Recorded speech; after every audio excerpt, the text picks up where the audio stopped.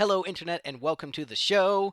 My guest today is freaking Robert Tepper, the man, the myth, the legend. This was a really, really fun interview. We touched on a bunch of different subjects. We talked about Rocky 4, we talked about Cobra, talked about his songwriting with Benny Mardones. We touched on so many different things. It was a really, really fun conversation. Probably the most fun I've had on the show thus far. It was just really cool, and I'm super excited to share this conversation with you. So please enjoy my chat with the mighty Robert Tepper.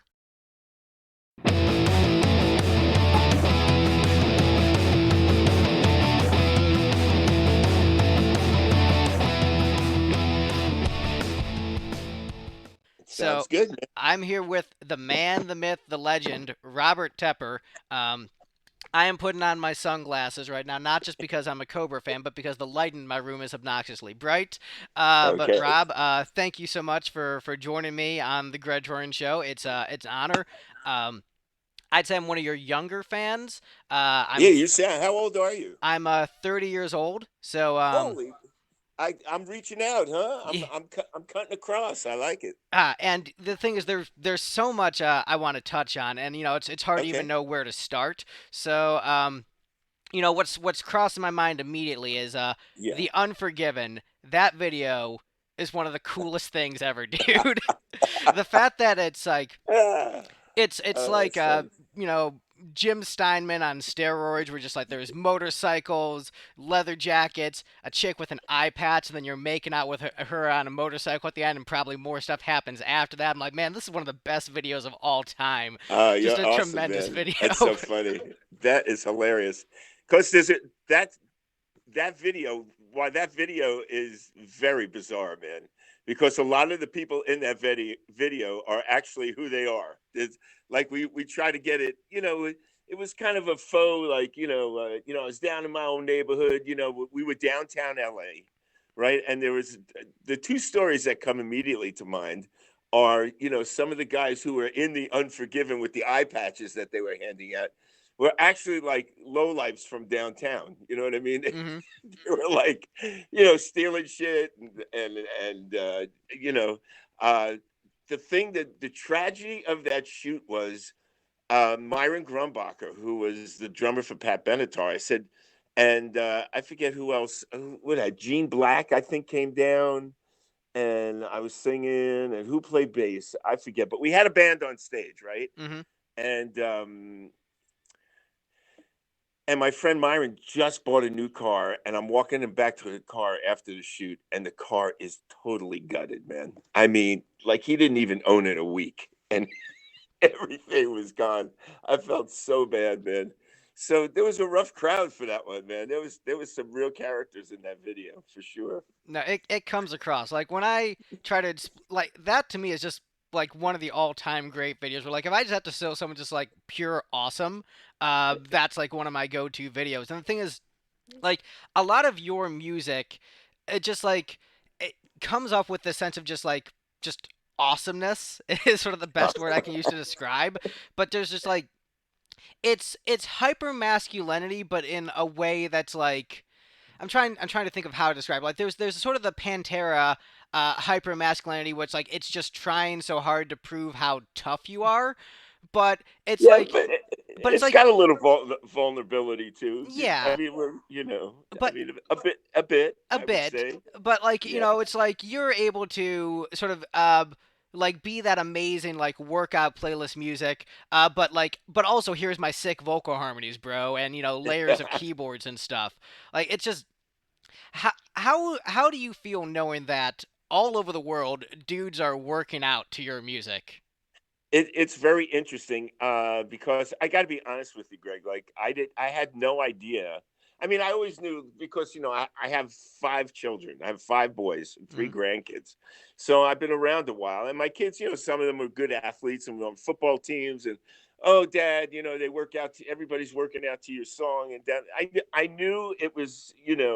I knew No Easy Way Out was part of the you know part of the workout culture, and stuff like that. But it wasn't until like Twitter and all those things came along that I realized how many people at some point were always talking about or thinking about that song, so that was kind of a nice surprise for me. And I'm honored, man. I mean, when you could touch people like that, I wish they'd listen to more of my music, besides that. But I don't, there's not a day I regret having put out that song and having it click like that. I mean, it was a cool thing for sure.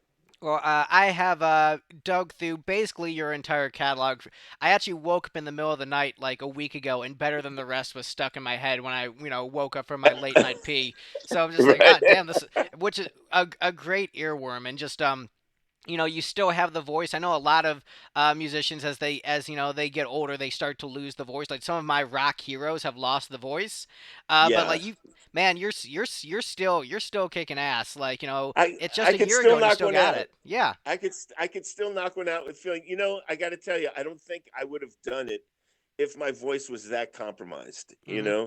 I really feel like, part of putting out Better Than the Rest was like, hey, this is where we were at with the vocals. You know what I mean? I wanted it to be a modern approach, and to pull off the vocals with some strength and some, you know what I mean? And whether you liked it or you didn't, but you could tell there was some energy behind it, and, I mean, is energy more of a commodity for me now at this point in my life? Absolutely. But, I still feel like I could sing, so that I'm really happy about that, and, I mean, I struggle with it sometimes, because, I'm working on the new record now, and, it's got to mean something or I don't want to do it.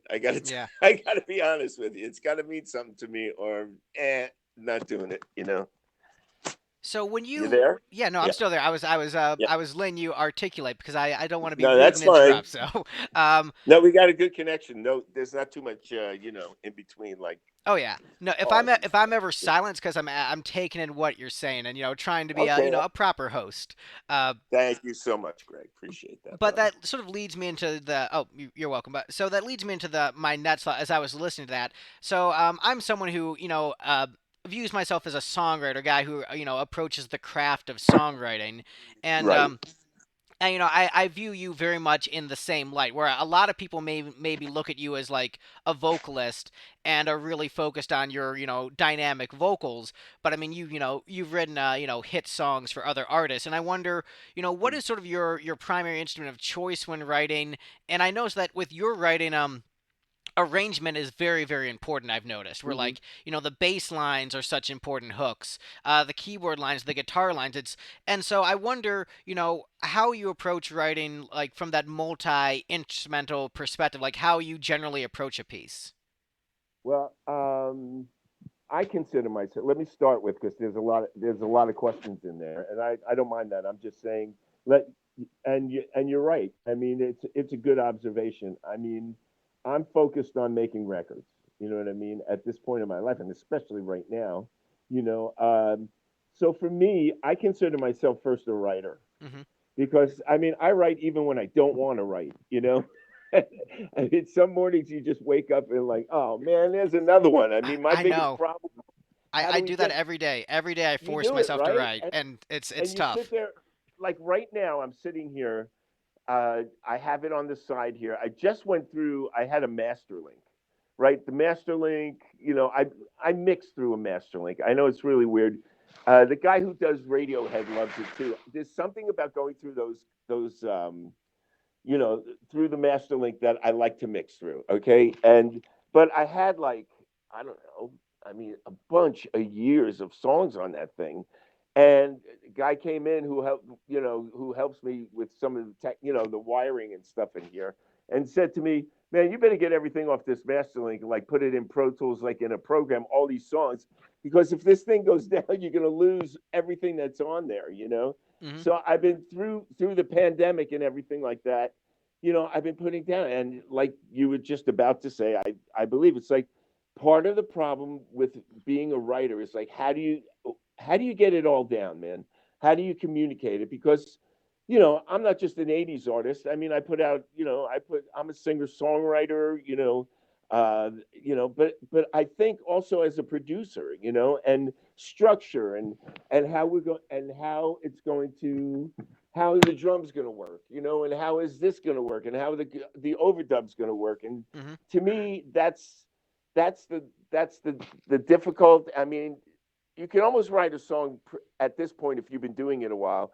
You could basically knock out the idea, I think, pretty quickly, Hmm. and lyrically, maybe it takes you a little longer to, like, some people struggle, like, hey, we've been working on this album 8 years. I write a lot, and but getting it all down is a major source of frustration for me. I wish I had, like, a team of people who help me do that, because you're not sure until you hear a record take shape. You're not really sure what you got. Sometimes the song is so powerful, and you're like, okay, this is this is amazing.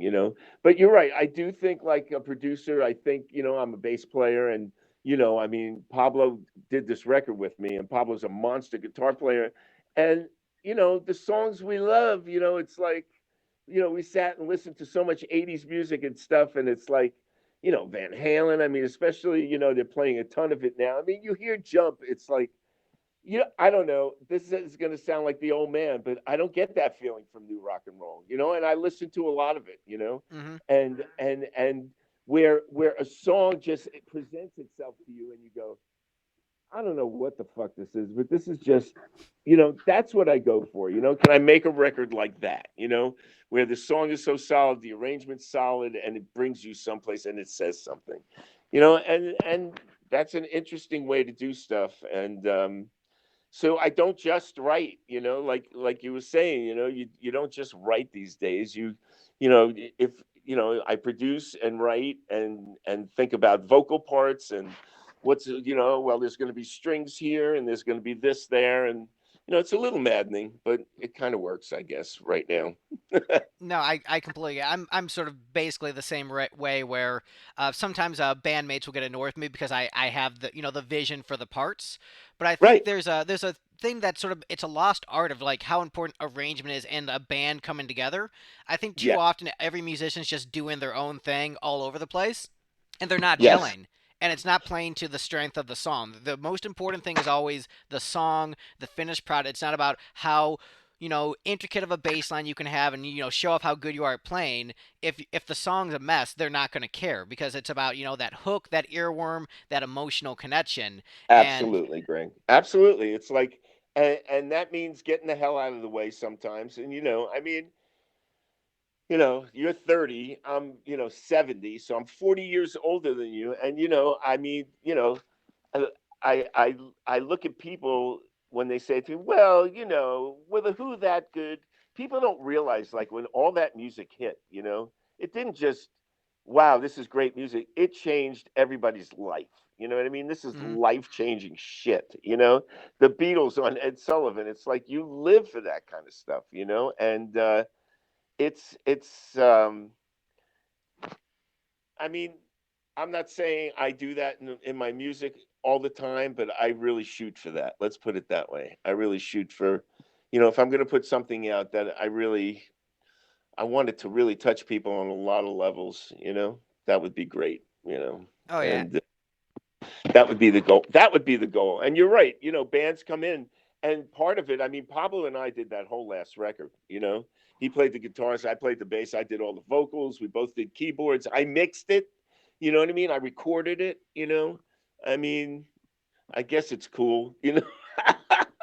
It's I, exhausting no, sometimes, but but it's hey, I cool. think it's cool, and I once again, I'm a guy who really appreciates the craft. Like my taste in music is basically everything that came out before I was born, and then I get really picky after that.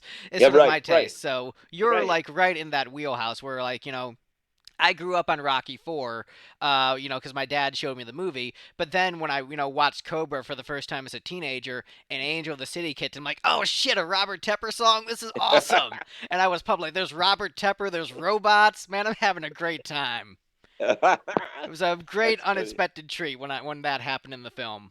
Oh, I'm glad you enjoyed it, man. Yeah, he tried it again on that film, and I remember it. I went to see it at Times Square, Hmm. and it wasn't as successful a film. I mean, now it's more culty because it's him, and but when that came out, he tried kind of do the same thing he did with Rocky Four, and he kind of made a video around Angel of the City, and it caught on, eventually. I mean, if I don't play it at shows, people get pissed off and stuff like that. But at the time, it didn't kick major ass, that movie.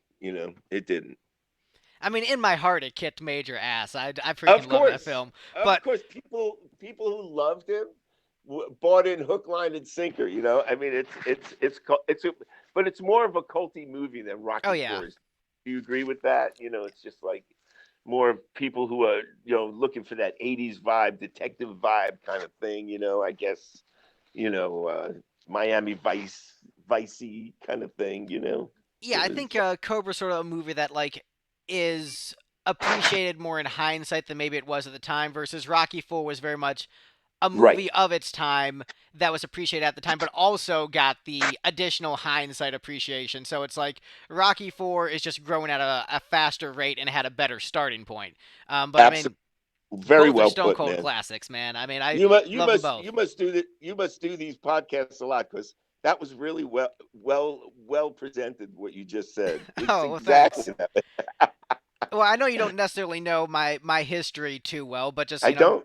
not to make it too much about me, but it's free form, which just means it goes with the flow. So, I'm born in the I'm '90s, didn't like right. music until I saw Kiss in 2004. Whew. Then went down the classic rock train. My favorite band is the Beatles, and I've been interviewing artists. On and off for over a decade, but then just started doing this podcast fairly recently. But like I've Mm-hmm. interviewed, like Tom Kiefer and Oh like well. guys from Hanoi Rocks, guys from Warrant.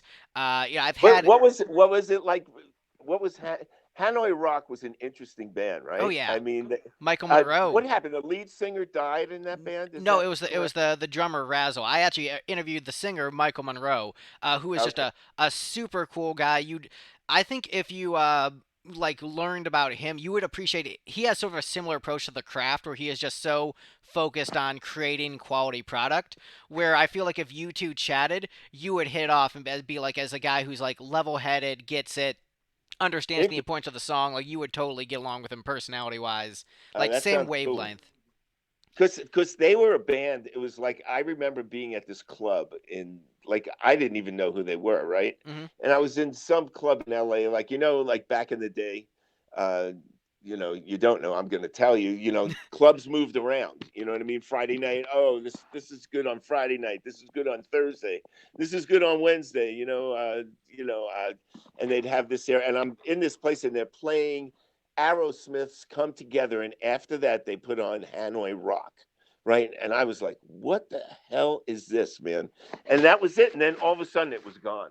I mean, it was that fast, Yeah, and the death of Razzle like really like brought an end to their career really mhm, abruptly, which is a shame. But they've since because I'm generally known by a lot of people as like a hair metal guy. right. And so they're really well respected in that community. But actually, that segues perfectly into something I sort of wanted to touch on. Is like Okay. you're right on like the outskirts of the hair metal genre, where there's a lot of sonic similarities and a lot of songwriting similarities. Utilization of gang choruses, sort of similar Yes. production. Um, but you're never quite associated with that movement. And I just want to know like what your thoughts on that movement are in relation to you, and how you view your place in the musical landscape in comparison. Because I always thought like that first cousin thing was pretty interesting. Yes. I mean, I hear what you're saying. A bit of it is East Coast snobbery. Okay. All right, yeah, New York, like man, screw those LA Right. guys. Right. I'm from Manhattan, man. I don't mess with you metalheads, and don't mess with me. You know what I mean? It's like, uh, and I always felt I was more of a songwriter. I didn't. Not that those songs weren't great, and the hair metal thing didn't have its place, and there's so many things you could play that I would absolutely love, but I just never. I was never that guy, man. I was never that guy. I was like, I didn't like belonging to. I just felt always a little separate from that. That there was Kiss. I hung out with Paul and all. Hmm. And I met Gene a couple of times, but not that. More, Paul Stanley, and it was like, they worked on that, and I got to tell you, I kind of I didn't look down on it. I just well, I did. Okay, I'll be honest. Okay, I just like I felt it was a bit juvenile that they couldn't have been serious about everything they were doing. You know what I mean? I don't know. I always felt like the Beatles, the Stones, the Who, and all the. I took my music more in that direction. You know, like I don't know. Am I making any sense on this? I think Oh I'm no, you coming off are. an I asshole, No, no, but you're hey man, you're fine. And the thing is, I'm a guy who liked hair metal growing up. I went to high school from 2004 to 2008, and I was okay. like, man, Poison and Bon Jovi are my shit. I got plenty of shit for hair Yeah, but metal Bon and Jovi, heard the but where do you make arguments. the distinction with Poison? And that's a great. Okay, let's take those two bands. Okay, Okay, so Poison and Bon Jovi. I go.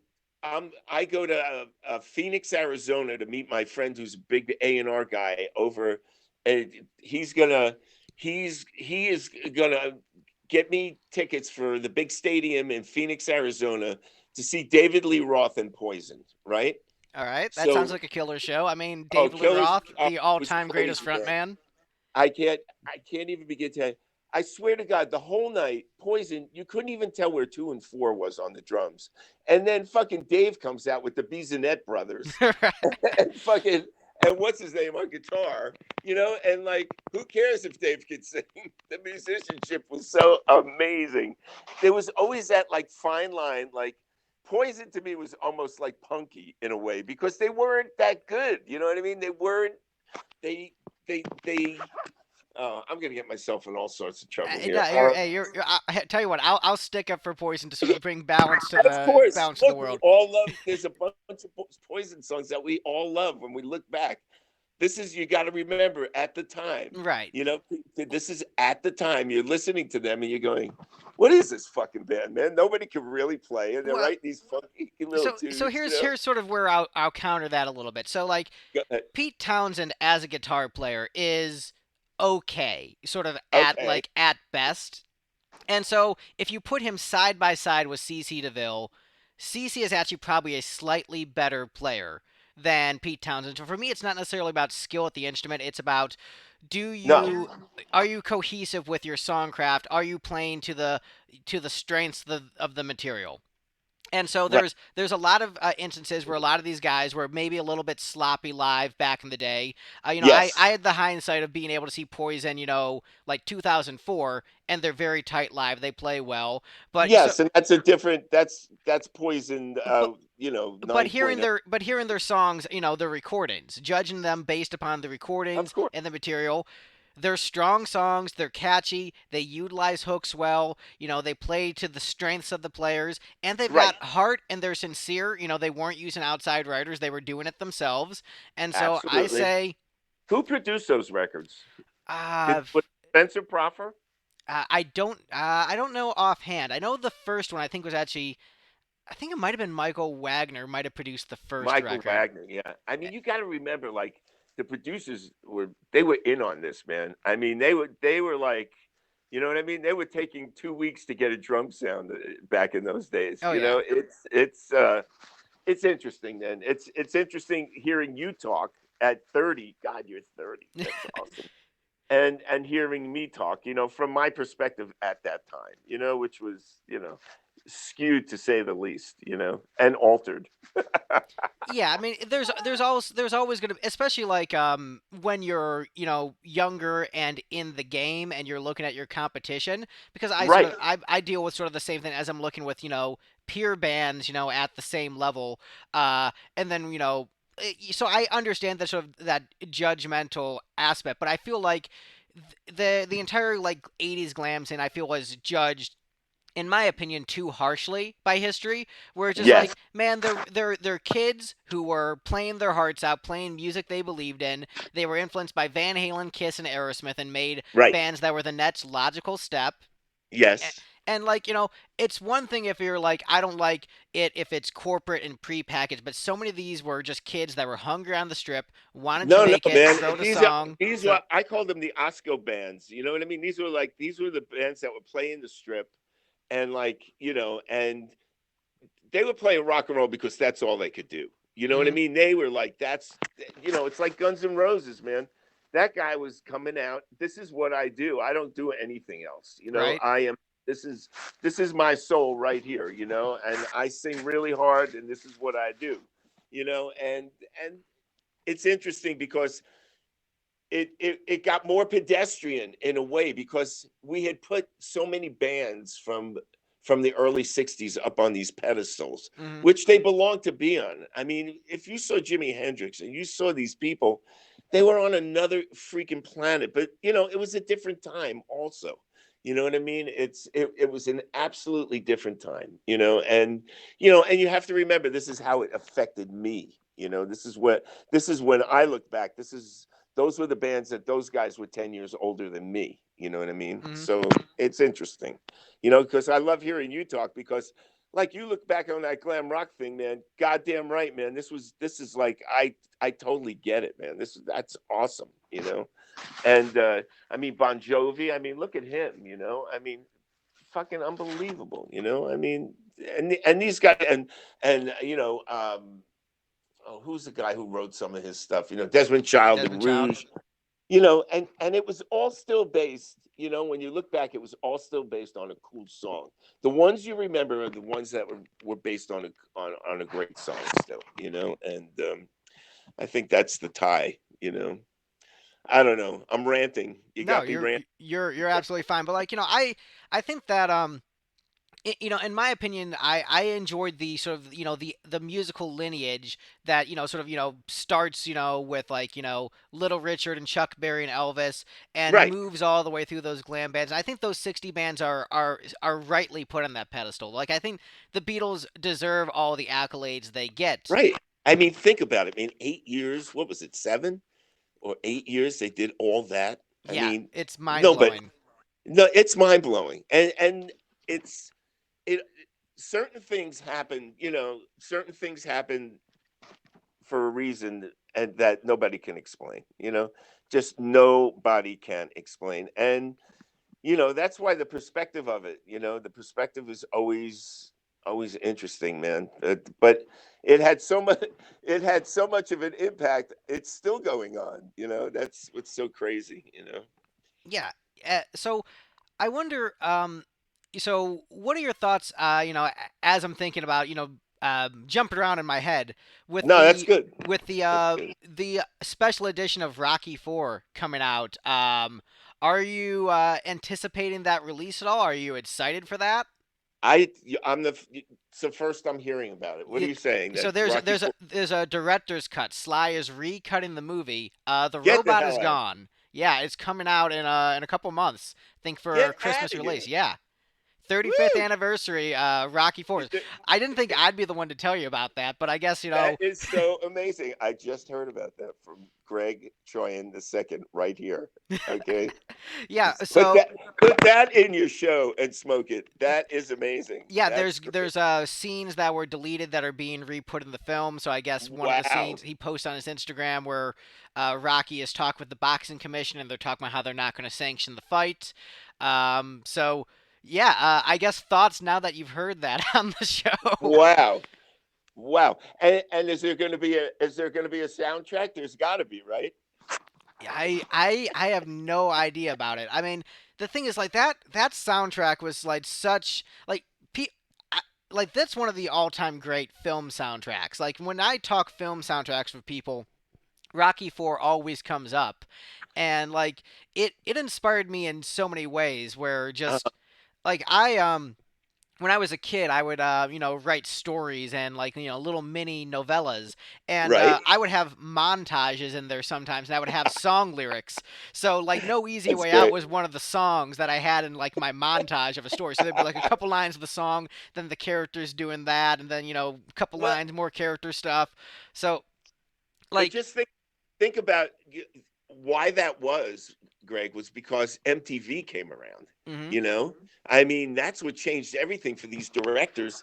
I mean, the guy who did that video was Dominic Senna, right? And then Dominic went on to shoot what Swordfish or something with John Travolta. Well, it wasn't Swordfish. What the hell was the name of it? But he became a decent director. You know what I mean? It was like the a lot of directors, you know, a lot of people who were directing videos went on to do movies, you know, and I really feel that at that time, the connection between the montage, right, like you're Mhm. talking about, how it affected people, because you were connecting it to, you know, to a visual, you know, like in your eyes, Peter Gabriel, you know, and St. Elmo's Fire, and there was so many movies that stamped people's life at that time. I really feel like that impact of MTV on directors and how they started. Like, I mean, for me, Rocky Four. I mean, how many people get a song in a movie and they play every second of it? Yeah, Okay, that's kind of one of the every appealing parts that they played the second entire of it. song. I mean, I'm sure you've heard the statistic that they did the math. Over a third of Rocky Four is actually montage. Yes, yes. It's all an MTV video, you know, Right. and uh, and I remember, what was that movie? Um, oh, it's Sandra Bullock, and she's on that bus. You know, movies Speed. started to become like videos, man, and the music started to get cut, and you weren't looking at dialogue; you were like on a fantasy ride, you know.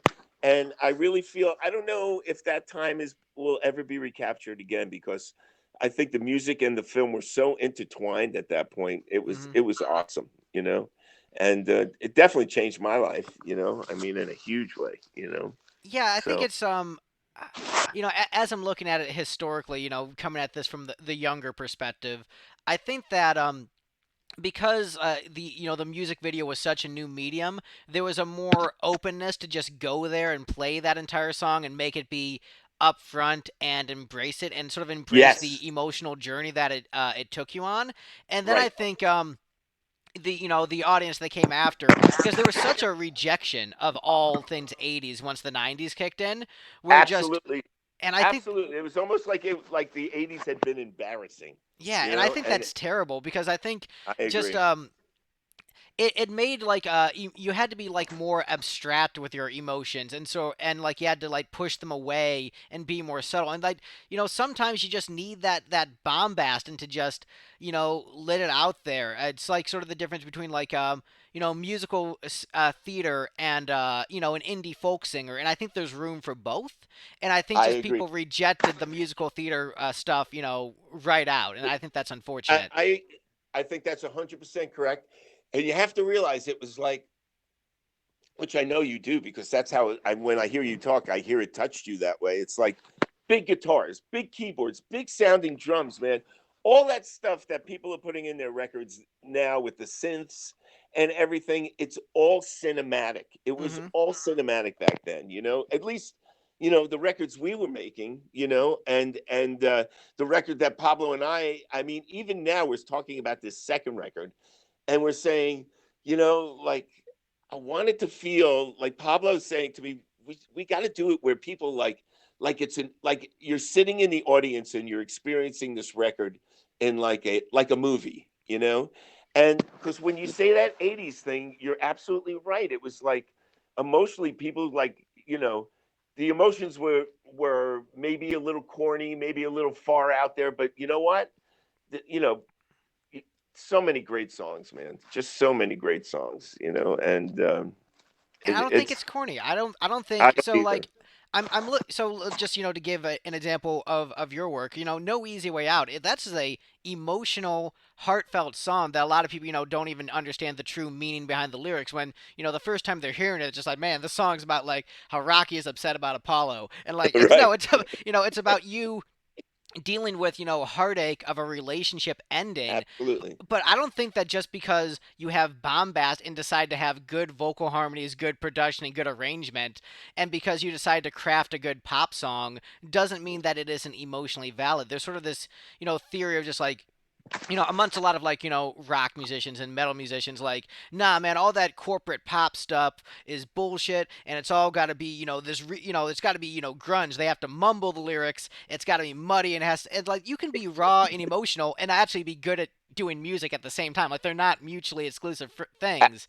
Absolutely great. Absolutely. And you know, it was funny, but you had to realize that it had to get more personal with Nirvana and bands like Soundgarden, and when it was over because that's how music moves. I mean, Mm-hmm. that is absolutely how music moves, and but and I got to tell you, I did not do an '80s type record. It took me a lot of years to get to a place where I really felt I could add something, Mm-hmm. that I could, because for a long time I was producing people, I was writing, I was helping people, I was engineering more and stuff like that, and it's interesting. It was like, no, 2019. It's like, no, I feel inspired, man, because much like the internet made everything acceptable. The internet said, no, this is not embarrassing. This is great. We miss this.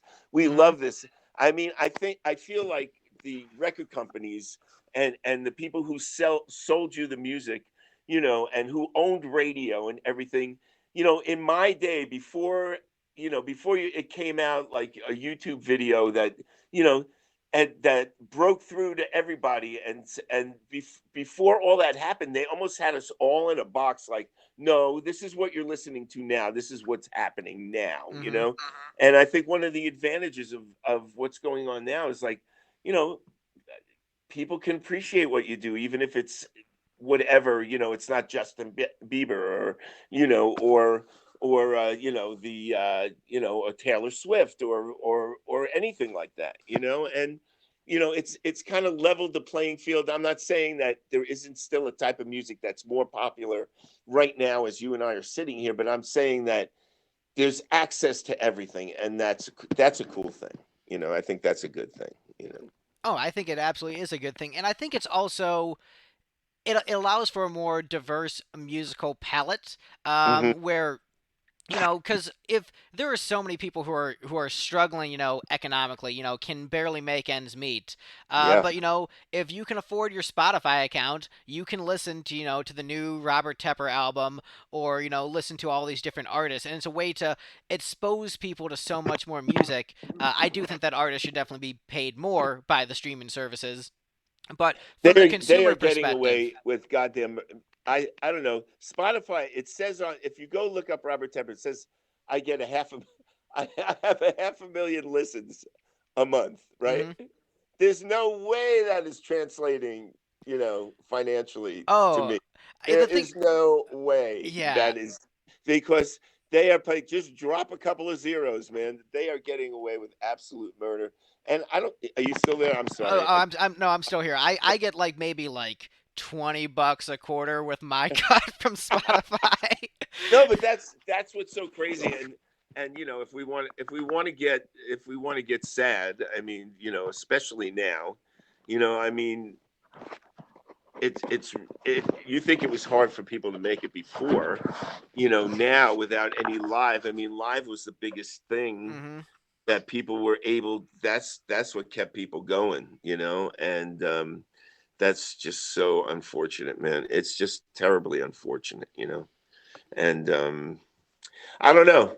We'll see what happens. I mean, I I've I hope that live shows come back again, because I had plans to be out there, and that got killed. And Yeah, but I mean, yeah, I mean, it's gonna be rough out there. It's yeah, crazy. and unfortunately, I don't think it's gonna be over for a while because like I agree.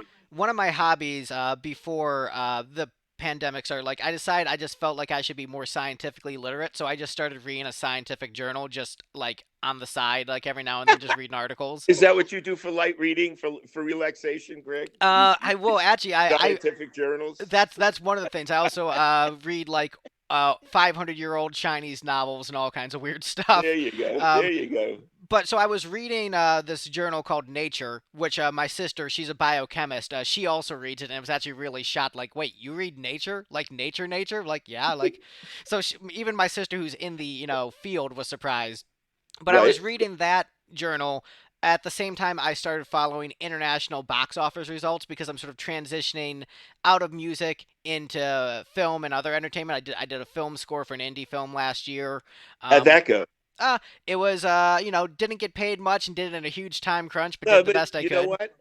The best thing about that, and it's important. Leave this in, man. It's Oh, like I'm leaving it in. if you're going to get into film scoring, I've done like a little bit. Hmm. It's like you you have to do as good a job if you're Danny Elfman to whether you're doing an indie film for like 200 Oh bucks. yeah, absolutely. I And it's because that's the only way to get the experience of doing that is get as many under your belt as you can. I feel It's like as a professional, like you have to do your best with whatever gig you're given. Like when I of got, course. I was this hired gun bassist for this band, and I loved most of the material, but there was one song on the set I hate. I just thought the song sucked. And so whenever I performed that song live, I would like Right, put an extra oomph into it, run around the stage, like, jump all over the place, right. sell it to the crowd, even though in my Yeah, head make I it fun. thought this song is so poorly written, I think it's trash. But I never let the crowd know because as a professional, you just have to give it your all, like, Got to all give the it. time. Got to give it your all. But getting the experience. I mean, it's great that you sat down with film and you looked at it and you scored it. That's great. That's Yeah. great. But Did so that.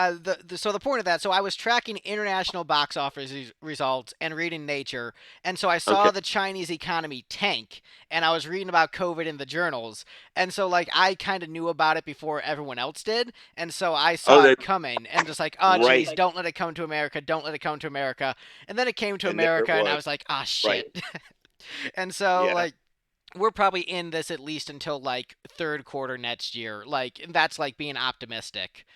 What do you Which think? Like, I don't. I mean, you're thinking. I mean, I just worry because, especially here in the states, people are so weird right now. You Yeah. know, I just think if they came out with a you know with a, if they came out with a shot that was Hmm. going to make you 100% better and never and keep you free of COVID forever, like maybe 40% of the people wouldn't take it. You know what I mean? I It's think like there'd be more people who would take. I think it's a higher percentage, but I think sort of the issue with that is that the reason why vaccines take so long to come out is that there's like all these safety trials that you need to do, and right, so right, if right. you're They were just rushing them talking to about today, yeah, right? if you're rushing them to get them out to the public sooner, that's potentially going to cause disastrous results. And so if you're just like if you're jumping the gun, it's potentially going to cause a worse health crisis. And so that's why you have to, wait, until they do the proper trials and proceedings. Um, I, but it's that's the way. I mean, today Johnson & Johnson dropped out mhm, they closed down their trials because somebody got sick, mhm, and there was another one too. So I, I don't know, but politically, so many people are pushing to get this out like immediately. So it's bizarre. It's just so who knows what the truth is at this point. You know what I mean? But I agree with you that I mean, if you listen to Fauci, it takes a while mhm, to run tests to make sure that we have something that's safe. And right. something we could use that's going to really, you know, but when you come out with it, I mean, it's like 50%, 60%. They don't Mhm. know yet. They don't. They're not going to be shooting for a while. Well, I think So it's just maybe, a lot of people just like don't want to take like the hard dose of reality of what it is because it just until this time next year just sounds like that sucks because it does. And so everyone wants yeah, to think it's going to come out sooner, but that's just not how reality works sometimes. And so I think I totally agree with you. I totally agree with you. It's like people are people are in such a hurry to either ignore it or to rush it out for political reasons, mhm, and it just seems like actual people are the last, except for the way scientists are talking, right. which I hope people listen to them, but many people don't. So I And don't like a know. lot of people attack me as the messenger. Like you want to be like, I don't want to like stay in my house for another Yeah, year. I want to go why? do I mean, stuff. yeah, I've written a ton of music. I can't play it for anybody. Yeah, so like I don't want to just like be stuck inside for a year, not be able to go to shows, not be able to go to my favorite restaurants, have my favorite restaurants get shut down because of an economic crisis. Right? See my musician friends, lose their touring gigs, lose their income. Like I don't want to see that. So No, like who does? but You like know? when I just tell people this, I get attacked. Like, look, I don't want it to be this way, but it is what it is. Like I Sure. cannot want the sky to be blue. The sky is still going to be freaking blue. Like you just have It to is. accept it. and what people don't want to accept that, uh, creating vaccines is a well proven process. Hmm. With and I can't even begin to tell you the stories. I mean, and there are people here who are dear friends of mine, and they say, "Oh, we're having a good old fashioned birthday party, with no this and no that." And I go, "Well, no me, because I'm not gonna. I am behind the science, man, 100%. And that's just the way I am." Well, And that's very cool to hear because the thing is, as I've noticed, there is largely a generational divide with this. Um, absolutely. and I've actually I actually did some reading and actually figured out why that is. So typically, people who are in their prime earning years tend to lean more conservative than other age groups. Um, so like the 40 to 65 age group, Hmm. because they're in their prime earning years, and a closed down economy obviously hurts their prime earning years, they Absolutely. have the most incentive to fight against it. But Sure. then the those above that age who are more in the at risk category, they're like, I don't feel like dying, so you can earn some more money. Let's find out another way to do this. And so Exactly. that's where sort of that divide is. And yeah, it's interesting like how much of like these can be just traced to very obvious cultural trends. It's actually creepy how much like things align perfectly in those ways. I know, but it's also creepy that people are so selfish, and I get it, man. Nobody wants to starve to death. Hmm. Nobody wants to be out of work. Nobody wants you to be, and there are ways. We had no problem bailing out banks when we were all about it to fail. But bailing out the American people, which would be probably cost a hell of a lot less money, seems to be a major league problem. And there are ways to get us through this. Oh yeah. And and yeah, I mean, you could fall into a certain category, you could fall into the other category, but the truth is, if you're an asshole and you're at some bar and you're sitting there laughing and you go home to your grandmother who's 83 years old and you kill her, you're an asshole. You're a jerk. No, I And, absolutely you agree with know, that. And other countries have proven that there's ways to get through this. I mean, a lot of yeah, countries have done temporary UBI, and that's been working really well. Just I think someone did the math for the amount they give like banks and businesses. They could have given every single American $10,000, exactly. including like the CEOs of those companies. That's right. And if you gave That's every right. American $10,000, they'd be I mean, weathering this you pandemic realize much more. Yeah, I mean, we're sitting here and we're worrying about music, and which is that's because that's what we do. Hmm. But people, it's like when people aren't going to be able to pay their rent in about a month, and when people are going to be out of jobs in a month, and the food banks are overflowing, and I mean, it's such a shit show right now. It's unbelievable. I mean, who would have thought at this late stage of my life that I'm going to be looking back. I mean, we were hippies. We thought we were going to change the world with the music and with everything, and maybe we did for a minute, but it's just such a mess right now. It's so sad. It really saddens me. I got to tell you. Yeah, You I know. mean it's We, if I'm like doing real talk, the future really does not look bright because my generation. I don't know how much you read about, but like my generation is I think the first generation since like the Great Depression where hmm. we earn less than our parents, and like it's a generational decline, Yeah. and the generation after that are earning less than us, and Yes. it's really just unfortunate to see like the American dream dry up in that way, and it's so discouraging because as kids we were taught go out there, follow your dreams, work hard, and this pandemic has crushed a lot of people's dreams where they were working hard, starting their own business. Those Sure. businesses are closing. Sure. It's just it's really It's it's a such a shit show. tragedy. I agree with you. We don't even have any idea. Like when you said, uh, so we're what in October 2021. Maybe we'll start to see. I don't think we'll be all the way back. I don't know how long that's going to take. Hmm. But maybe we'll have some semblance of a normal existence in a year. Possibly. Yeah. You know, And also, po- for the record, I hope I'm wrong. I would love it to be fixed sooner than that. Like I would every love time it I to be say that, fixed I too, would love to be wrong.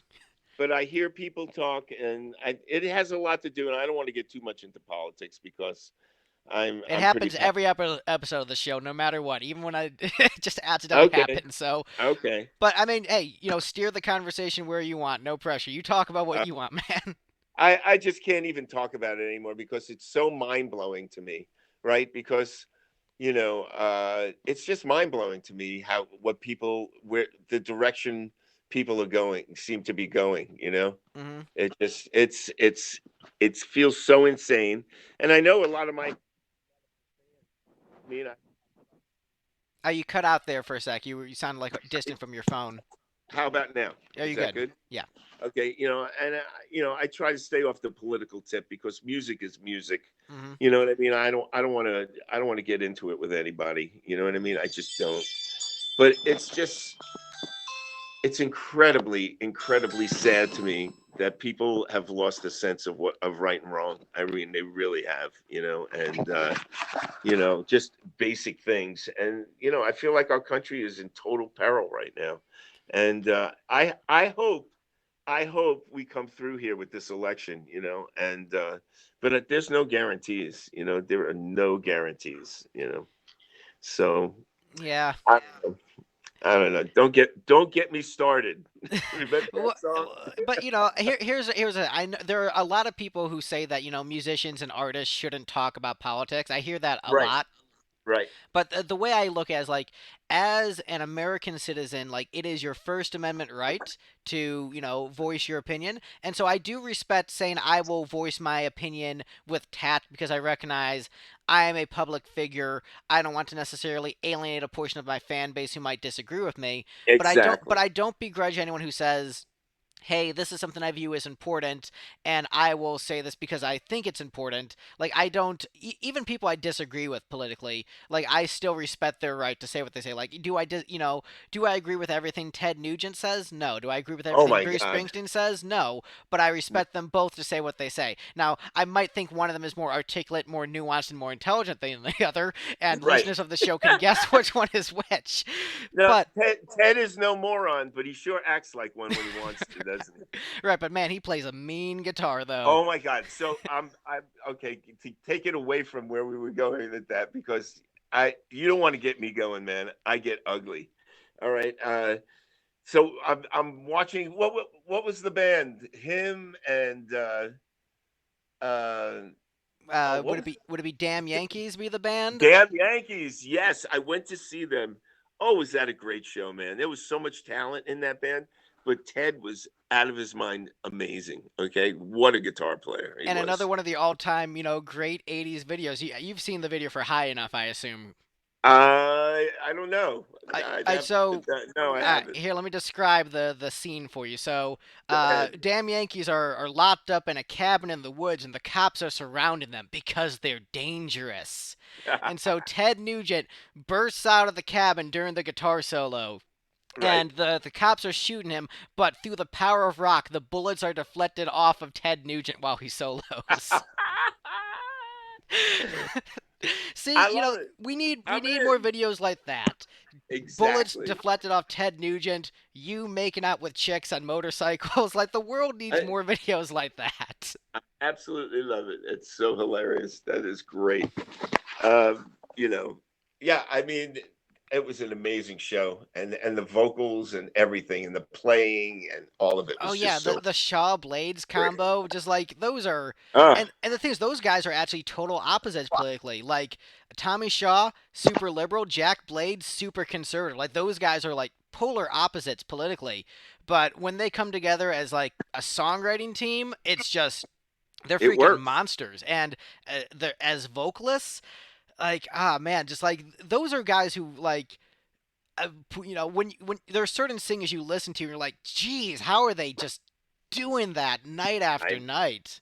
I know they got super chops, man. Both those guys, they really do. They're just amazing. Tommy Shaw, just it was a great show. Never forget it. It was just awesome. I was very lucky to be there. So What I else you want to. got for Well, me? so it actually sort of led into my next question as Okay. jumping in the head. So with your music, I obviously you have all those big 60s heroes, but I don't necessarily notice a lot of sonic similarities between them. So, where would you say sort of like your musical template came from? Was it just sort of like organic coming out of the scene, or was there like a more contemporary influence that led you down that direction? Like I definitely hear some Jim Steinmanisms in your stuff. So I don't know if Yeah. you were a Jim Steinman fan or not, but I hear a little bit of that, but I don't know if that was No, exactly what I landed you wouldn't. on your sound. I wouldn't say he was an influence at all, but I did appreciate Bat Out of Hell and Todd Rundgren and all that stuff. I was very eclectic in my listening, and I mean the way that stuff came about. You have to remember, it's like you walk into a room. I have Tim Landers. I mean, Dan Huff was my gig was one of the first gigs he did in L.A. You know, I mean, when Joe Ciccarelli brought him down, I was like, "Who's your accountant? Who did you bring in?" And so I was very lucky to be surrounded by some incredibly talented musicians. And and part of I don't know. I guess I wanted to be part of the time, and Hmm. part of the era, and part of the whole thing. And you know, I mean, you know, uh, even my choice of producer. I mean, Ciccarelli came from the mothers of invent from Frank Zappa Hmm. and Oingo Boingo, and then he's doing Robert Tepper. And he's still like a family friend. He did my son's record. Nice. And and so I can't really say. I mean, how it all came about like that. I can't say it was like, hey, I was just really into this. I listened to everything from Robert Palmer. I loved him. Hmm. Uh, I loved a lot of the Brit rock. I love Paul Young. You know, I wanted some of that on there. I love David Bowie, like Let's Dance record. The Right. sound of those drums. I mean, that was so exciting to me. Just how how again everything was just like kind of turned up and blown up, and the horns and if you say run, I'll run to you. I just loved how he took something that was like moving like a freight train and then Hmm. stopped it and went into this like romantic moment, that was just so Brian Ferry, Right. and we came up at a great time, man. We came up at a great time. There was so much good stuff around, man. So much, and it's so funny because Pablo and I sat down and listened to so much music as we were writing the first record, and what exciting. I mean, Def Leppard, and Hmm. Mutt Lang. I mean, Mutt Lang influenced me. I guess it didn't come from nowhere, Uh, Loved Mutt, man. I mean, when he made those Def Leppard records, I mean, the guitars were amazing, you know, and I got one review on the new record from some French guy, and of course, you always remember the one bad one because we got some great reviews on it. Oh no, I always Oh, remember the one bad review. Trust of me. course, right? So you remember the one bad review and the review, because I programmed the drums. Me and Pablo programmed the drums, and I mixed them and everything. Hmm. I mean, he said Tepper singing with a drum machine. That's what it sounds like. And I said, go listen to a Def Leppard record. Is that somebody singing with a drum machine? Is that how you feel about that? Yeah, it's not one of the Van Halen nephews playing drums on it. No, it's not that. But it is definitely in the genre of how '80s rock was created. Give me a break, man. Oh yeah, I thought the drum Great programming was riffs. excellent on the record. Like I had no complaints with it. Because the thing with drum programs, you want to make sure it has that human element to it. So you want to adjust Absolutely. the velocity of it. So it's not just the same hit over and over again. I thought you nailed it. So I didn't have any complaints with it. I thought I nailed it too, motherfucker. But he was like all over me, Tepper singing with the drum machine. I go, go fuck Hey, you've yourself. got at least one 30-year-old who thought you nailed that drum program and who has more of an ear for that and like would know to critique that more. I'm like, man, yeah, this is good. Like Thank you, man. Thank you. let me put it this way. I didn't stop and say, oh man, what shitty drum program. Like it just like, oh, these songs all sound good. This is immaculately produced and these are great, well-written songs. I have no complaints with this records. Oh, thank you, Greg. Thank you so much, man. So Thank you. so Yes, I mean, influencing. So that going around. Billy Idol, Steve Stevens. I Hmm. love that. I just thought those records were so cool. You know, uh, um, just because all that. A lot of what inspired me to do this record was Pablo too, Hmm. because here he was. He's like, you're 30, he's 40. Okay, maybe I don't even think he's 40 yet. And here he was, very famous guitar player in Spain. But I mean, this guy, I mean, he is the reincarnate of any 80s great guitar player you could possibly think of. Okay. He's got it all down from the gear Hmm. to how he approaches the guitar. And to me, that made it all like, if you don't have that combination, you kind of need that combination. Yeah, it's that combination of, that great guitar tone. You want to have, melodic, a lot of feel, but you need the technical chops and you need to know when to scale it back, when to be a bit more flashy. It's hard to Absolutely. find someone who has that exact sweet spot It's musically. really hard because most guitar players are getting paid by the note. Hmm. And and it reminds me. I was taking a subway back then, going to do an interview on NBC News, and I saw a kid on the subway. Right, and I took the subway because that was the best way to get around New York, and I was living in New York. That had this Metallica record. And I didn't know who that band was back then. But I would soon find out. And that stuff's great too, man. That stuff is awesome. It's just, you always got to remember when it's me. It's like, if you listen, if you kind of get the gist, it's like, I'm a song guy.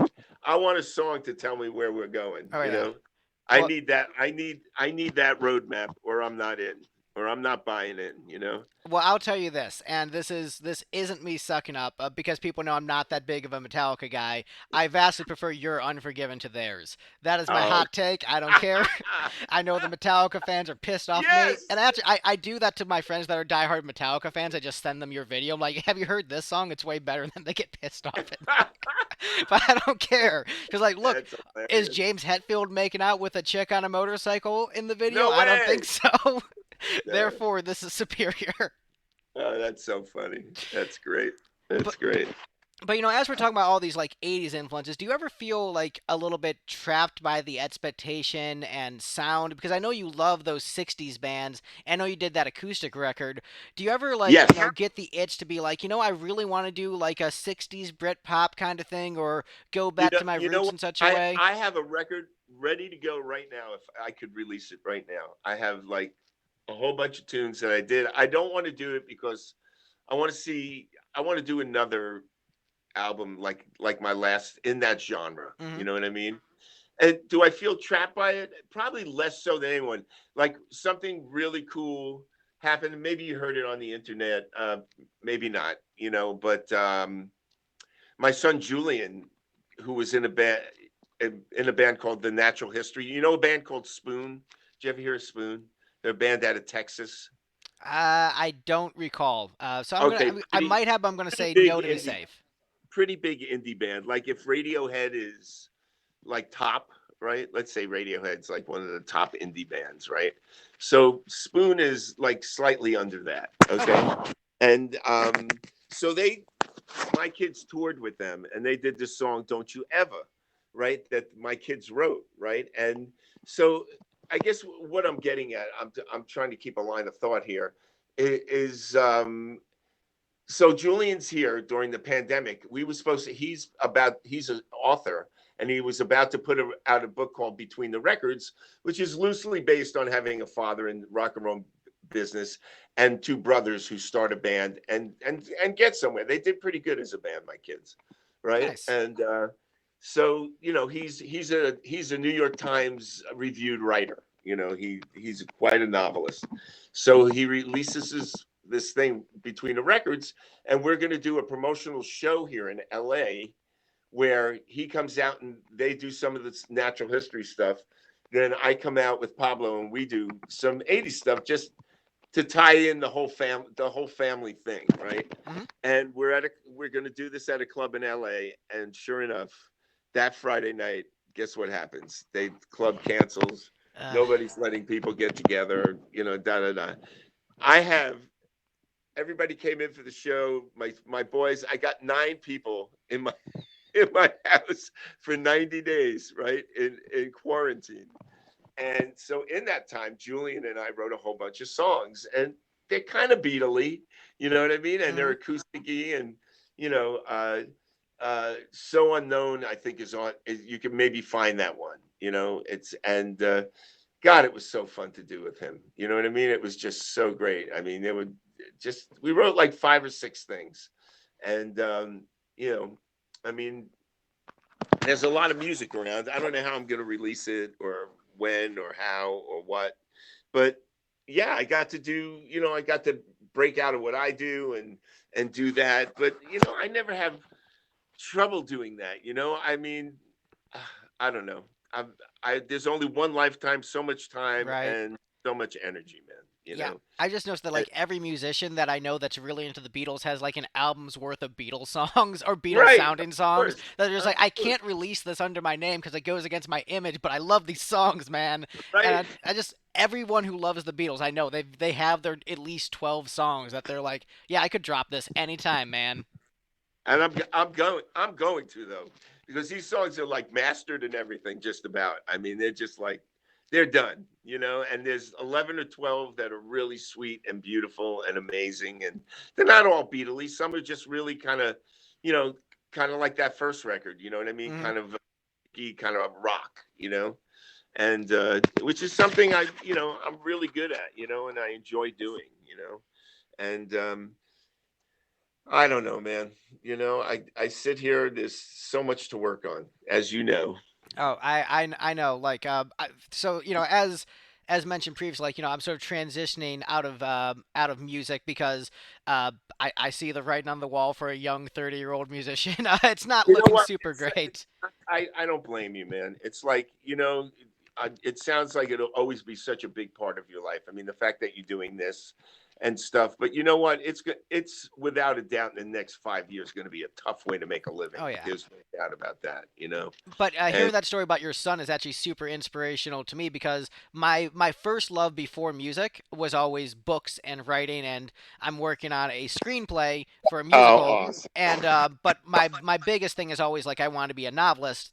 I have a novel that I'm working on after the screenplay because I think I can make some money off the screenplay, so that's why I'm working on the screenplay first. But the novel is where the heart is, and to hear that your son is, writing novels, like to me, that I think that is just super awesome. I'd love to chat with him sometime, just talk shop about Oh, writing. absolutely. I mean, Julian is amazing. I mean, I just finished.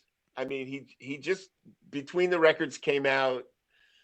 Uh, when did this thing start? About 6 months ago, 7 months ago. Hmm.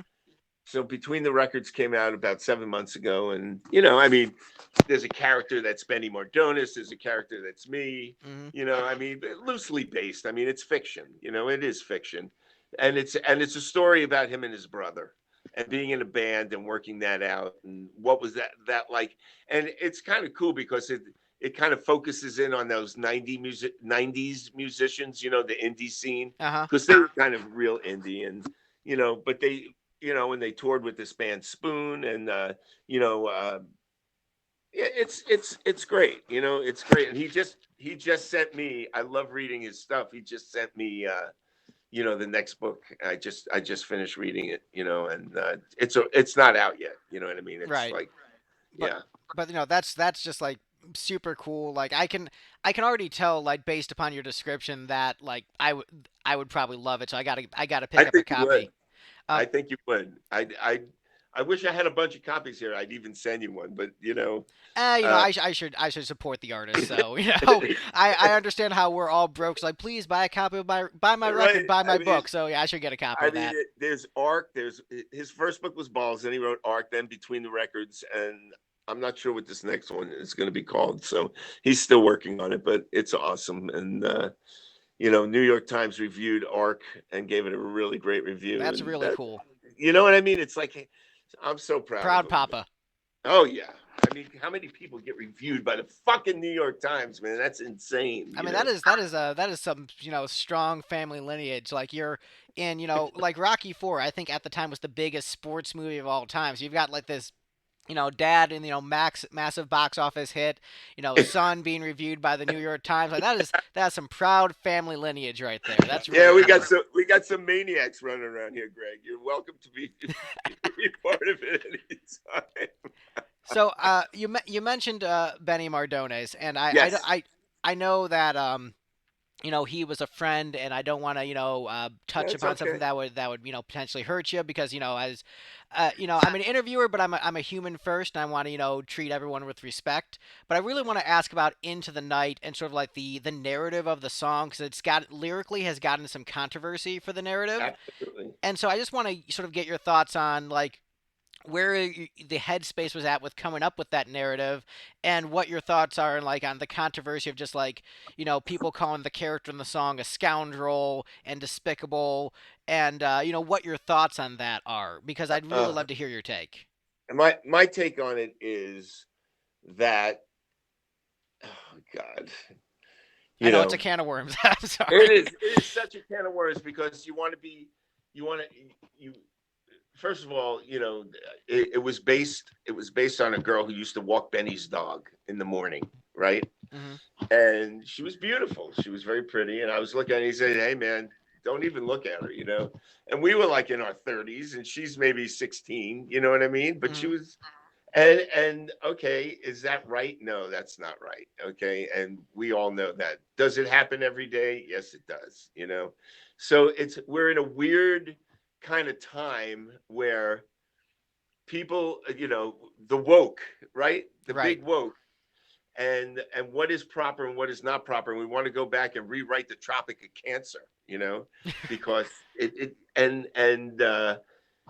I just think things are changing in a good direction. I am all for the way things, I mean, what's his name who wound up hanging himself in jail is an absolute pig and a disgusto, Yeah, getting Epstein. women underage. He's a psycho, Hmm. right? Uh, you know, uh, I don't know. I don't even know how to defend this. There's nothing to defend. Well, Okay. here's what I sort of my take on it is, you know, and this is I'm trying to think of the right way to say this so people understand my There's perspective. no right ways to say it, Right, Greg. You might but as well just say it. no, I'm still gonna do it. So I am someone who was abused as a kid by an adult, and so I Okay. understand the importance of like how horrifying that is in that perspective. So that's Yes. like my disclaimer. Uh, you know, it's been addressed in other interviews before. And it's Right. not that like I'm like having the PTSD talk about, but I've talked about it so many damn times. Just look it up if you really want to, for the folks at home. No, But I in get in, you. in the in the point of relating it to this, uh, adolescence is a relatively like recent concept in society, where like go back a couple hundred years, and it's basically you're either a child or an adult, and like the whole teenage thing being considered a separate thing is a fairly recent phenomenon.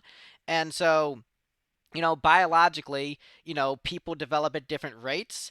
And there are stories of people, with large age gaps having happy marriages, having healthy relationships. And so, Absolutely. in general, as a societal rule, it is a norm, It's and tab. it's taboo, and you Yeah. shouldn't go there generally. But that's not to say that every single instance is abuse, is non-consensual.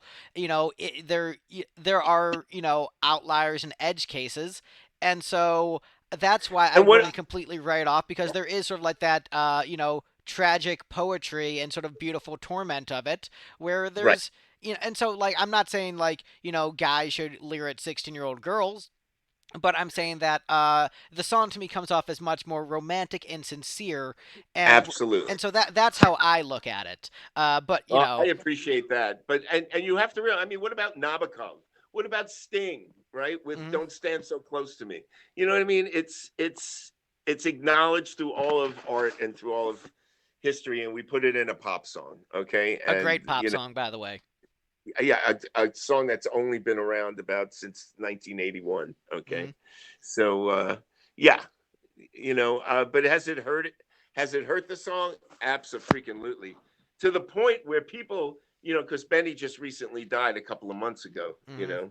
and people are like, oh my god. So uh so there's this part of the book that, you know, Benny and I are having this conversation about writing something, and we're like both high, you know, we're both drug addicts.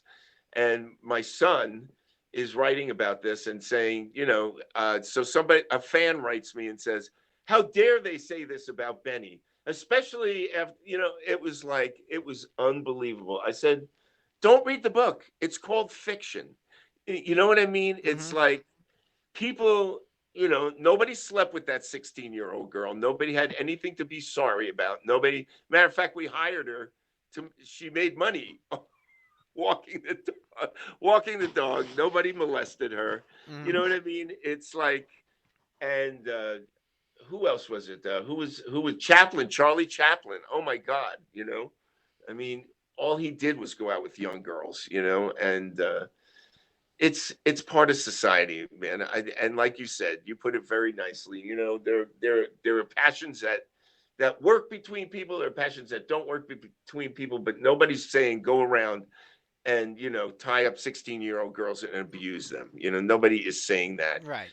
And you know, and you know, this woke thing is great, man. But I just hope they don't woke themselves right out of existence. You know, and you know, it's weird because I have some very fiery people in my family, and you know, some of them go after me like you're an old white man. I go, yeah, nobody gives a shit about me anymore, you know. But it's just interesting to me to sit back and watch it, you know.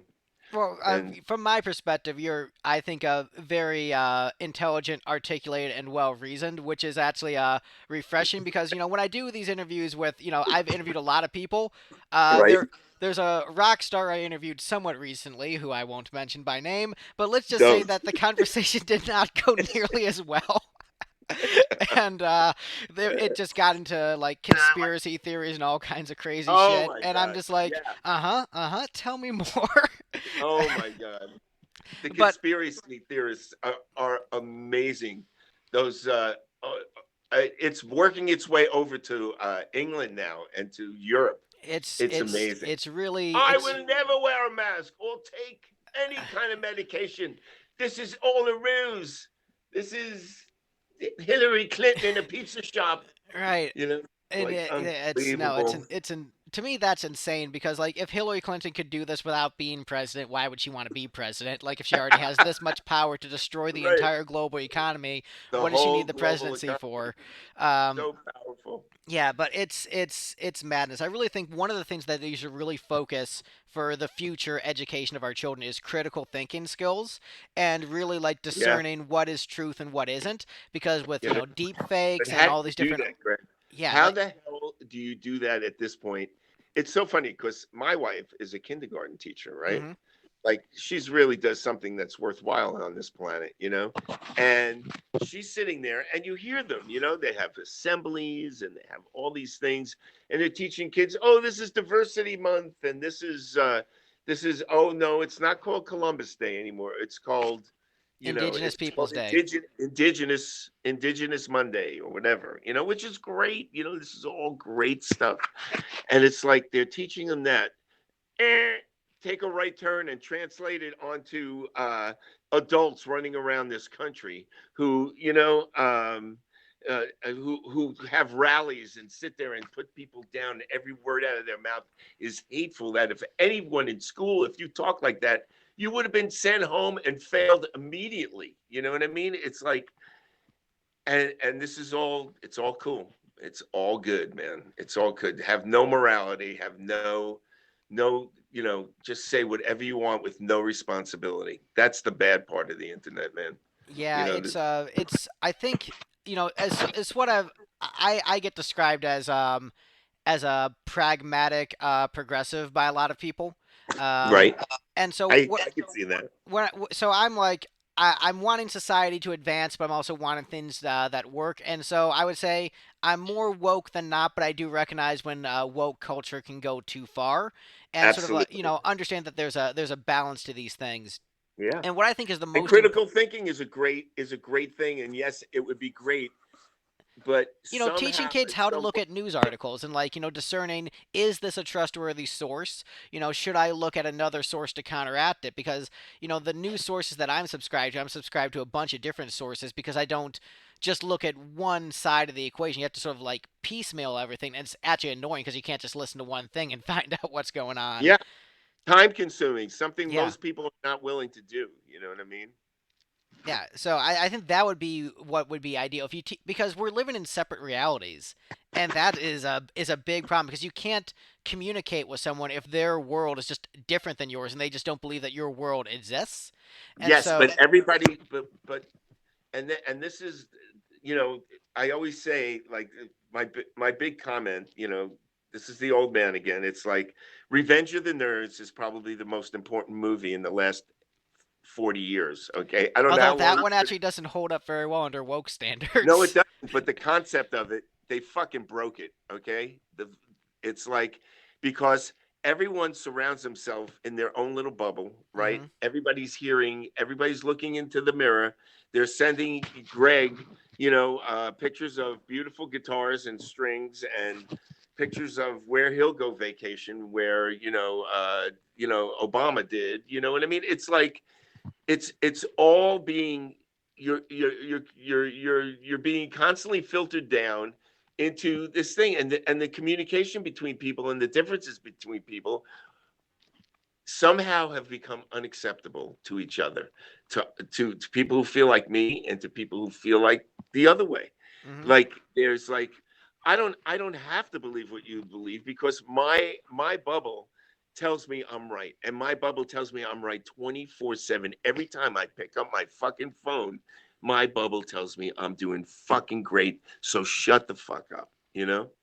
And I don't know how we get past that, man. Critical thinking, whatever. The only thing I could see as possibly being something that people of your age and are so advanced scientifically that they come up with such a modern way to live, that they leave behind all this ignorance, that if you didn't do this, it just makes no sense for survival. Like, I thought Andrew Yang was very interesting, Oh, he's kind my of, guy. right? I mean, Andrew Yang was like, this guy is saying something, like Andrew Yang kind of gets where it's going if we get the opportunity to go there, Oh yeah. and you know, I highly it, recommend his book, The War on Normal People, because it's just, I think more than anything else, it really articulates what problems we're facing in the yeah, future. Where just, I feel like more than any other candidate, he was the one who was looking at like the brick wall we're speeding towards, like, yes, 90 miles yeah, per hour on the gas. yeah, And I think that's why I resonated with him so much because it was just like, hey, here's these things that like we really should take care of, lest we want a French Revolution on our hands. Which, I get accused of being like, a radical leftist, and I'm just like, no, I don't want the communist revolution. That's why I'm like, throw working people a bone so we don't have yeah. that shit. But what is it's like amazing to me that people are so afraid of this communist thing. It's like, what does that even mean today? I'm sorry, are your kids in public school? Oh, you're a vet, and you have Medicare, and you're able to go down to the vet, and you get how much for serving in the military? A month? Oh, and you get Social Security. From Stalin to Tolstoy to socialized medicine to stuff like that. There's no, it's like, it's such, what is it, man? There is no socialism. There is no communism. We're not standing on lines wearing the same thing like in Red China. All You know what I right. mean? Well, that's There's one no thing way that, you're doing that to this Yang said. He was society. saying that, those are outdated terms. Every other country in the world, every major Exactly. country has, socialized medicine. It's just like other countries don't actively hate their government as much, like because they just have more functioning governments. Uh, Exactly. so I think, Exactly. it's It, I it's so insane though. It's like, oh, we don't want socialism. God, who wants that? Well, you're already living with a ton of it. You know what I mean? And Yeah, it's it's socialism so for big businesses where they get bailed out whenever there's a crash, but the working class doesn't.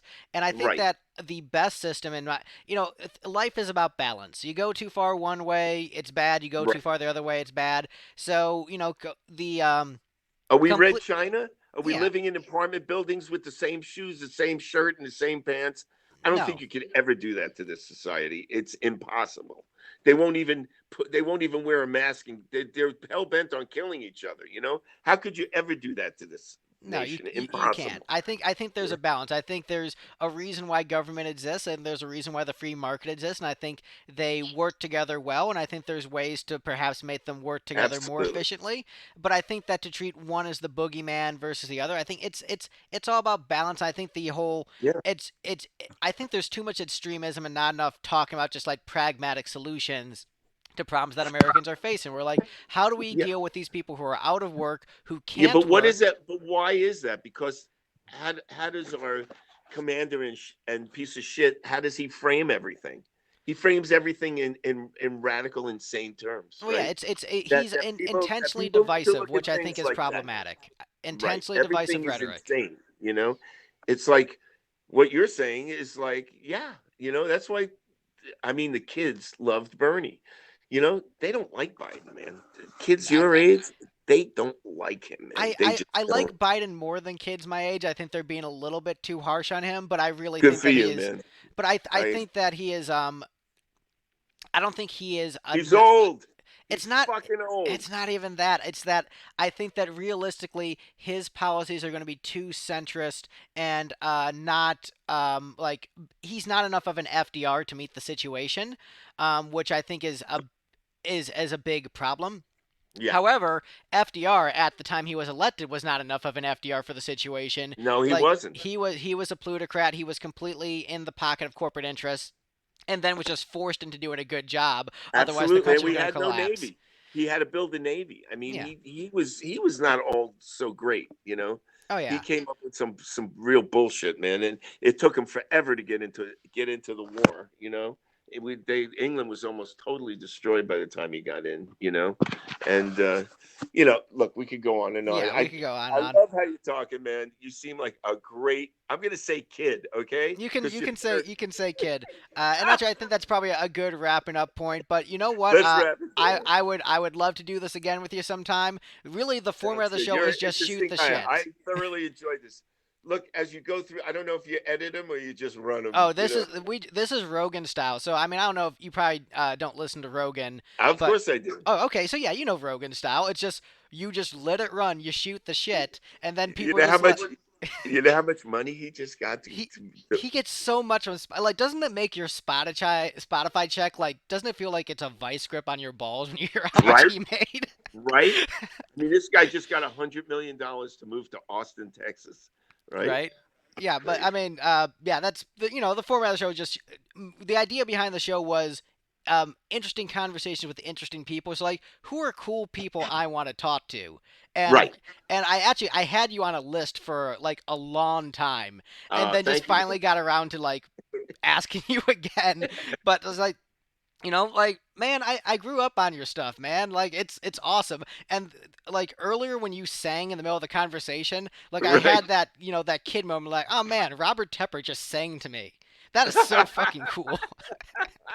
That's great. That's so great, man. But it's that Great. balance. Like you don't want to fanboy too much, but just like yeah, No, appreciate man, it. Like you're this is you're awesome. you're your own person, man. You're nobody's fanboy. I can hear you're gonna do great. You're gonna do great. Well, You're doing great. thank you. Well, I'll let you go.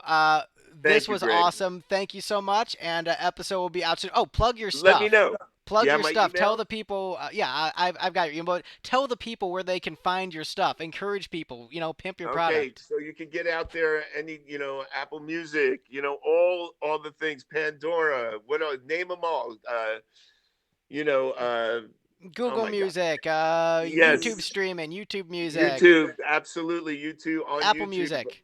Apple Music, and also you know, uh, I'm spacing. I can't even think of everywhere. Everywhere, it's everywhere. Look I'm up on. his name. You'll find him. It's really That's easy. right. The music's there, better than the rest, man. And yeah, I just want people to enjoy it, man. All people. All people. And uh, that's the the episode. people. Bye, All right. Internet. Thank you, Greg. This was